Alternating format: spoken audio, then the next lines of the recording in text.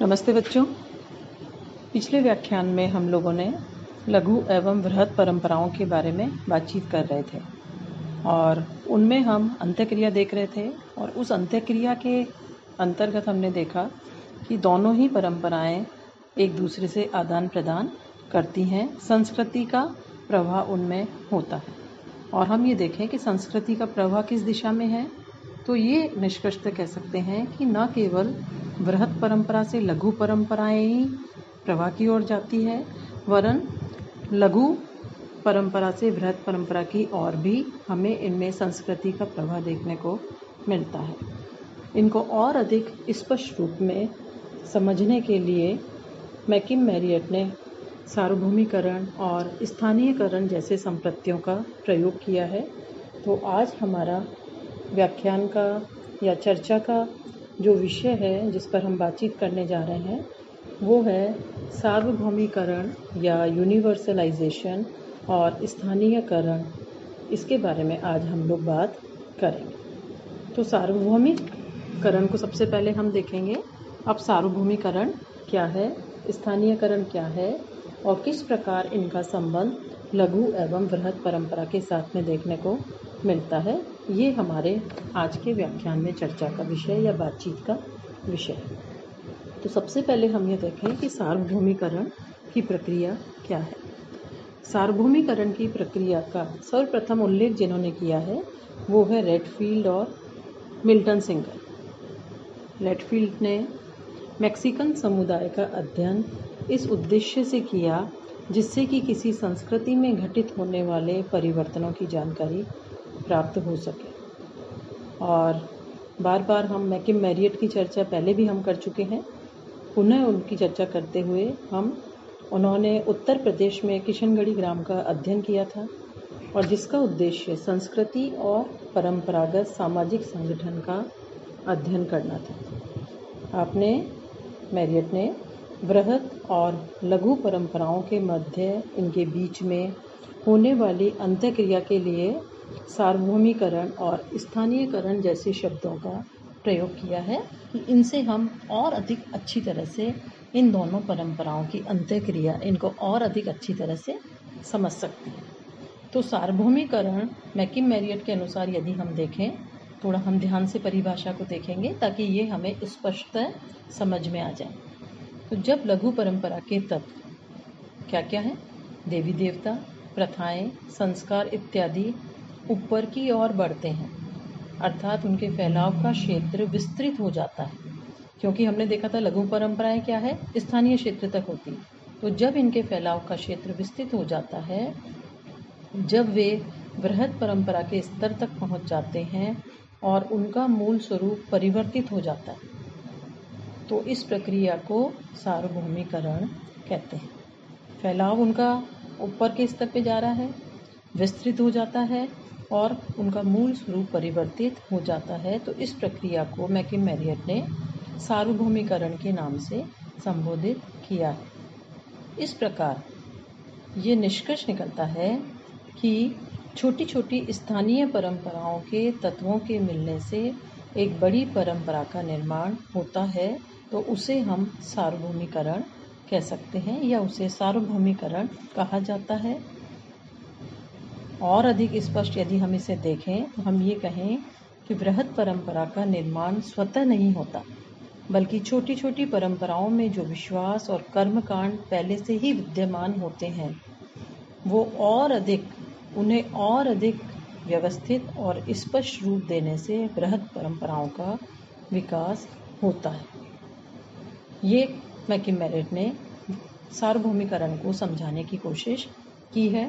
तो इसके आधार पर हम सार्वभौमिकरण को और अधिक स्पष्ट रूप से समझने में इसकी कुछ विशेषताएं देख सकते हैं, जो अभी हम परिभाषा में भी देख चुके हैं कि सार्वभौमिकरण की प्रक्रिया का विकास लघु और वृहत परंपराओं के पारस्परिक संबंधों से होता है। इसमें लघु परंपराओं का अस्तित्व समाप्त नहीं होता, बल्कि अपने अस्तित्व को बनाए रखते हुए वे नवीन परंपराओं का निर्माण करती हैं। यदि हम पवित्रता की दृष्टि से देखें तो पवित्रता की दृष्टि से लघु और वृहत दोनों परंपराएं समान रूप से बनी रहती हैं और किसी समाज के अधिकांश व्यक्ति दोनों ही परंपराओं से संबंधित कर्म कांडों में भाग लेते हैं और उन्हें पूरा करते हैं। इसी प्रकार वृहत परंपराएं पूर्णतया नवीन नहीं होती, जो हमने अभी परिभाषा में भी देखा था, बल्कि वे वास्तव में लघु परंपराओं का ही संशोधित रूप होता है। और इस प्रक्रिया में स्थानीय धार्मिक विश्वास व्यापक स्तर पर फैलते हैं। इसके साथ साथ हम ये और कह सकते हैं कि वृहत परंपराएं प्राय धर्म ग्रंथों में उल्लिखित होती है, क्योंकि हम जब लघु और वृहत परंपराओं वाला पिछली बार हम बातचीत कर रहे थे, उसमें भी हमने इनको और अधिक स्पष्ट रूप से समझा था। तो इन विशेषताओं को देखने पर हम ये कह सकते हैं कि जब लघु परंपरा के तत्व व्यापक स्तर पर ऊपर की ओर फैल जाते हैं और उस स्थिति में अपने मूल स्वरूप को खो देते हैं और वृहत परंपरा का अंग बन जाते हैं, तो ये प्रक्रिया सार्वभौमिकरण कहलाती है। और मैकिम मैरियट ने अपने अध्ययन के अंतर्गत कुछ ऐसे कर्मकांडों, कुछ ऐसी प्रथाओं का जिक्र किया है, जैसे जो सार्वभौमिकरण के उदाहरण के रूप में उन्होंने प्रस्तुत किया है। जैसे उन्होंने सौरती शब्द है जिसका उन्होंने जिक्र किया है, और जैसे दिवाली मनाई जाती है, दिवाली पे लक्ष्मी की पूजा की जाती है, उन्होंने अपने अध्ययन के क्षेत्र में ये पाया कि वहाँ पर वो सौरती बनाते हैं और उनकी पूजा करते हैं, वो उनकी अपनी देवी है। और इसी प्रकार उन्होंने सलूनो प्रथा का उल्लेख किया है, और सलूनो का जो त्यौहार है वो भी उन्होंने बताया कि जैसे रक्षाबंधन अपने यहाँ होता है, उससे मिलता जुलता उस प्रकार के उन्होंने उससे मिलते उसके स्वरूप के रूप में वहाँ पर सलूनो त्यौहार को देखा है। और भी कई उदाहरण मैकिम मैरियट ने इनको स्पष्ट करने के लिए दिया है। लेकिन हम ये भी देखते हैं कि एस.एल. श्रीवास्तव ने इन उदाहरणों की आलोचना की है, और आपने राजस्थान और पूर्वी उत्तर प्रदेश में आनुभविक अध्ययन के आधार पर मैकिम मैरियट के विचारों से असहमति प्रकट करते हुए कहा है कि इन त्योहारों की जड़ बृहत परंपरा में ही है।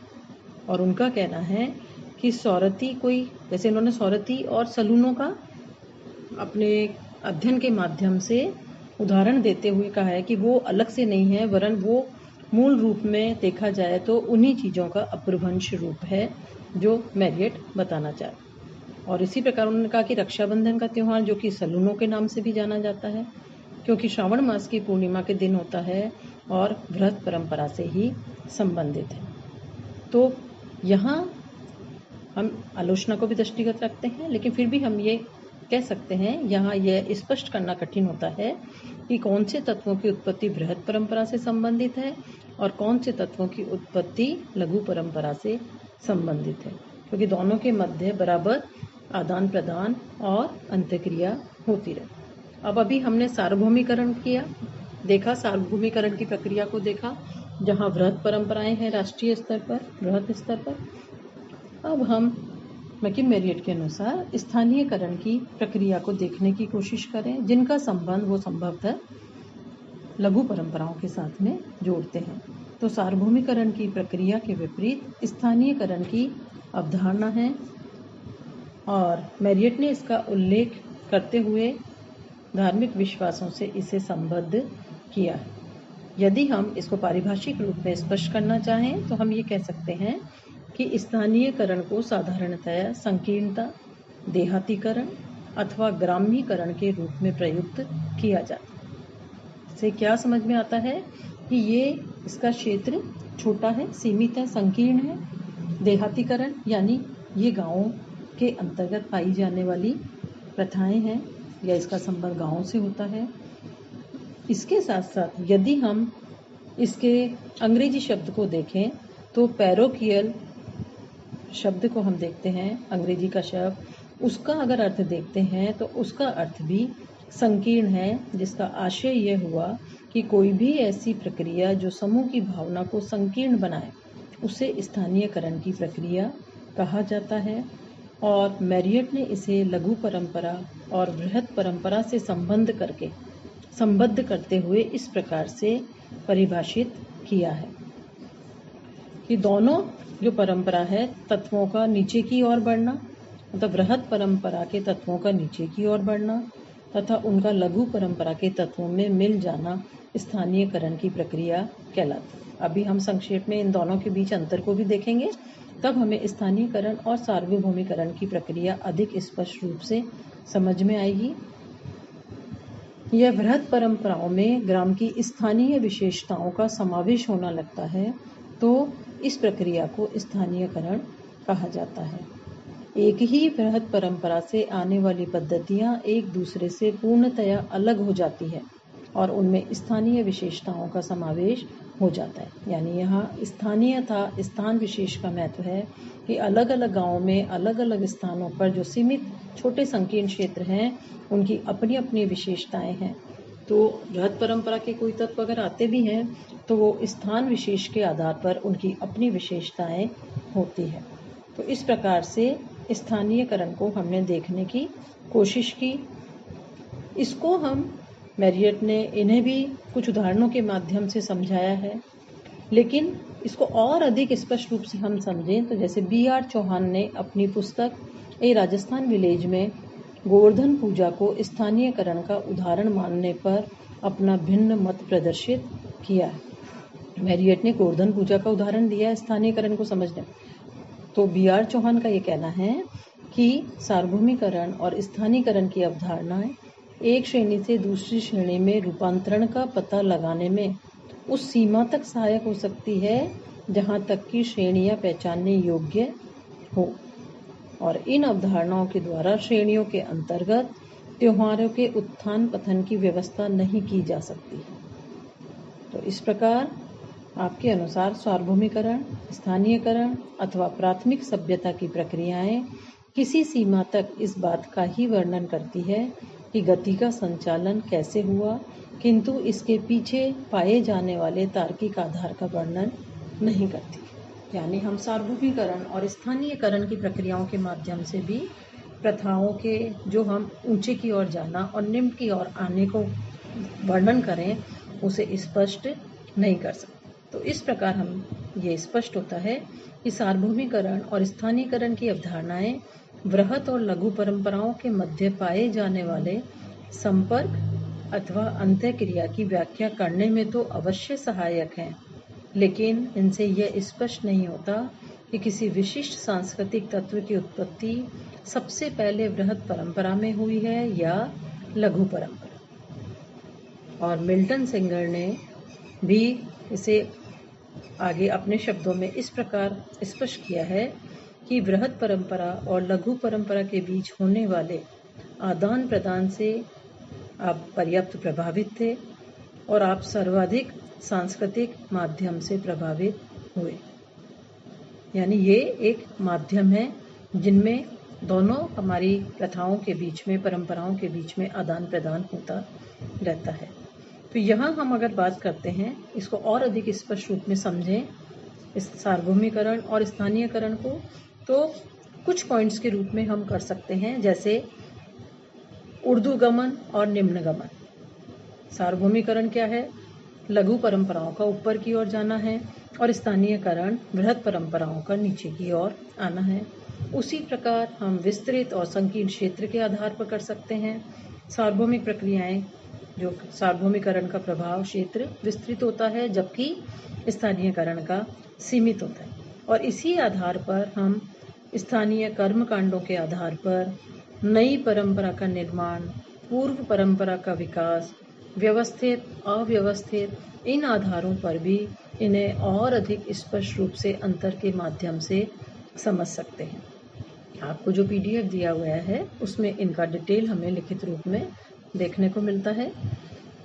अब हम ये कहें कि इनका अगर हम लघु और बृहत परंपराओं का स्थानीयकरण, हमने सार्वभौमिकरण देखा, उनके आधार पर अगर हम मूल्यांकन करें तो प्रोफेसर SC दुबे ने के मत में रेडफील्ड और मैरियट ने बृहत और लघु परंपराओं को स्पष्ट करने के लिए कोई स्पष्ट परिभाषा नहीं दी है और इन अवधारणाओं की इच्छा अनुसार व्याख्या की जाती है। आपका यह भी कहना है कि भारत में परंपराओं का संगठन द्विध्रुवीय है, यानी इसके दो ध्रुव नहीं है। व्यवस्था के रूप में ना होकर बहुध्रुवीय व्यवस्था के रूप में हुआ है, अर्थात सभी परंपराओं को केवल 2 ध्रुव या भागों में विभाजित न करके अनेक भागों में विभाजित करना आवश्यक। उनके अलग अलग केंद्र हैं, अलग अलग ध्रुव हैं, जिनके माध्यम से हमारी परंपराओं का विकास हुआ है। तो हमने अभी तक इसमें वृहत और लघु परंपराओं को और आगे समझने के लिए आज स्थानीयकरण और सार्वभौमिकरण की प्रक्रिया को देखा, और इन सबके समालोचनात्मक मूल्यांकन के आधार पर ये कहा जा सकता है कि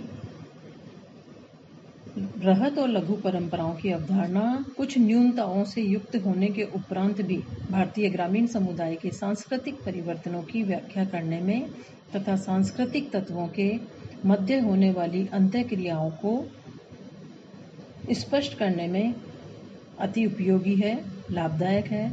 और योगेंद्र सिंह ने भी कहा है कि इन दोनों परंपराओं का अध्ययन एक ऐसा उपागम अप्रोच प्रस्तुत करते हैं जिसके द्वारा विभिन्न सांस्कृतिक परिवर्तनों को तुलनात्मक रूप से सरलता से समझा जा सकता है, क्योंकि केवल पश्चिमीकरण और संस्कृति के आधार पर ही हम भारतीय ग्रामीण जीवन के सांस्कृतिक परिवर्तनों की व्याख्या नहीं कर सकते, वरन इन दोनों परंपराओं के आधार पर सांस्कृतिक जीवन और सांस्कृतिक परिवर्तनों को और अधिक स्पष्टता से समझा जा सकता है, क्योंकि ग्रामीण समुदाय में इन परंपराओं का जो प्रसार क्षेत्र है वो व्यापक होता है, उनकी अपनी विशेषताएं होती हैं। तो यहाँ आज हम स्पष्ट रूप में इन चारों को कोरिलेट करते हुए समझने की कोशिश की है। Thank you.